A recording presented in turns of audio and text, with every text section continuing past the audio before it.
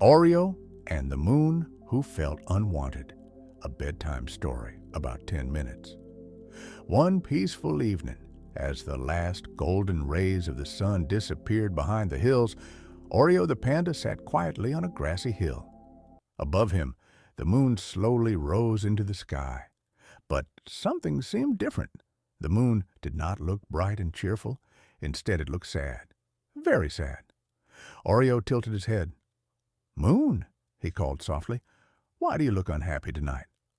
The moon sighed, a long, lonely sigh.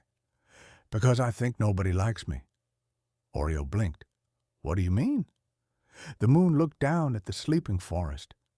"Every evening when I arrive, everyone goes home." Oryo listened carefully. The children stop playing. The animals disappear. The doors close. The windows shut. The moon's voice became quieter. "When the sun arrives, everyone runs outside. They laugh. They play. They celebrate. But when I come," the moon looked away. "Everyone leaves."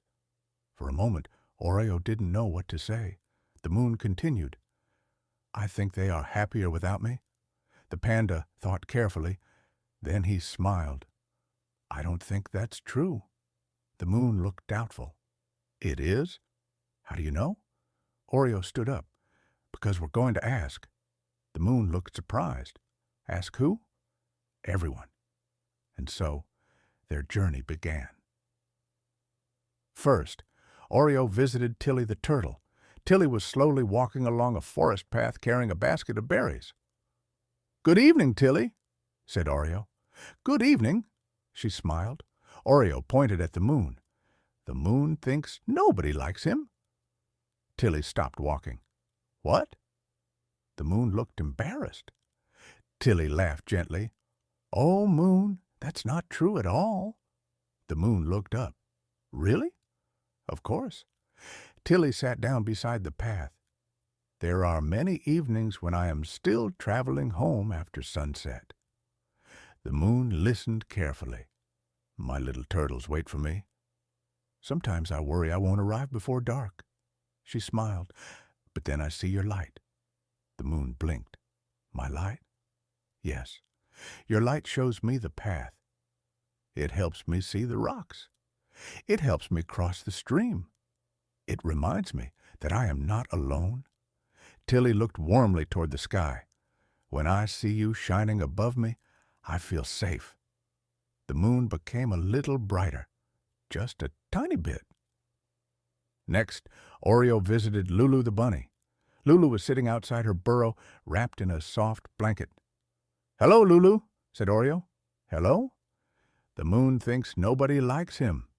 Lulu gasped. "What?" The moon looked away shyly. "It's true." Lulu shook her head. "Moon, you don't understand." She pointed upward. "Every day I run, I jump, I play, I explore, I race through fields." The moon listened. "But when I see you rising into the sky," Lulu smiled, "I know it's time to rest. It's time to be grateful for today. It's time to stop running. It's time to dream." The bunny looked peacefully at the stars. "You remind me that every ending is also the beginning of a new tomorrow." The moon felt something warm inside. He had never thought about that. As they continued walking, they found Baby the cat sitting beside a window. Baby waved. "Hi, Oryo." "Hi, Baby." Oryo explained the moon's sadness. Baby's ears drooped. "Oh, moon." She looked up. "I have a story." The moon listened. "One night I wandered too far from home. I was chasing fireflies. Then I realized I was lost." The moon's eyes widened. "Were you scared?" "Very." Baby nodded. "The forest looked different. The streets looked different. Everything felt unfamiliar." The moon listened closely. "But then I saw your light." "My light?" Baby smiled. "Yes. Because of your light, I recognized the big oak tree I always see from my bedroom window. The moon became brighter. I saw the swing in my neighbor's yard. Brighter I saw the little path that leads to my house. Brighter. And because of you, I found my way home. Baby smiled softly. Sometimes your light helps us find more than roads. The moon tilted his head. What else? It helps us find hope. The moon's heart felt lighter than it had in a very long time. Soon they reached a tall tree. On one of the branches sat a tiny blue bird. His eyes were already sleepy. "Hello, little bird," said Oryo. The bird yawned. "Hello." The moon thinks nobody likes him. The bird nearly fell off the branch. "What?" The moon sighed. "It's true." The bird shook his head. "Oh, moon." He looked upward. "You bring the night." The moon nodded sadly. "Exactly." The bird smiled. "And that's wonderful." The moon looked confused. "It is?" "Of course." The bird tucked his head beneath a wing. "During the day, many animals can see me. I must always stay alert. But when the night arrives," he smiled, "I can sleep peacefully. The darkness protects me. The quiet helps me rest. The stars keep me company." The little bird yawned again. "Without night, I would never have sweet dreams." The moon grew brighter, much brighter. As they walked home, Oryo noticed something. Every animal they passed smiled at the moon. Every animal had a story.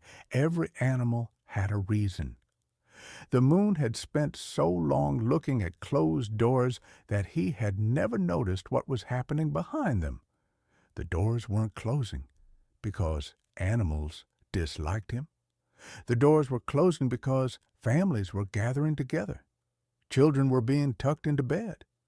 Stories were being told. Dreams were beginning. The moon wasn't being left out. He was helping make those moments possible. Finally, Oryo and the moon returned to the hill where they had started. The forest below was quiet. Soft lights glowed from tiny windows. The stars twinkled. The moon looked down. This time he didn't feel lonely. He felt peaceful. "Thank you, Oryo." "What for?" "For helping me see." Oryo smiled. "See what?" The moon looked across the sleeping world. "Sometimes we only notice who is not looking at us." He paused. "And we forget to notice all the people who quietly depend on us." Oryo nodded. The moon continued.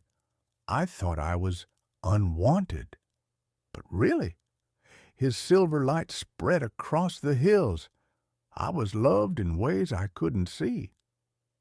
The moon shone brighter than ever before, not because he was trying to be like the sun, not because he wanted everyone to look at him, but because he finally understood his purpose. Far below, children slept peacefully, animals rested safely, families gathered together, and above them all the moon smiled, for the first time in a very long while, and Oryo smiled too. Then, under the gentle moonlight, the panda closed his eyes. The forest grew quiet. The stars twinkled softly, and the night wrapped the world in peace. The end. Morale. You may not always see the good you bring to others, but that doesn't mean it isn't there. Some of the most important things in the world work quietly, just like the moon.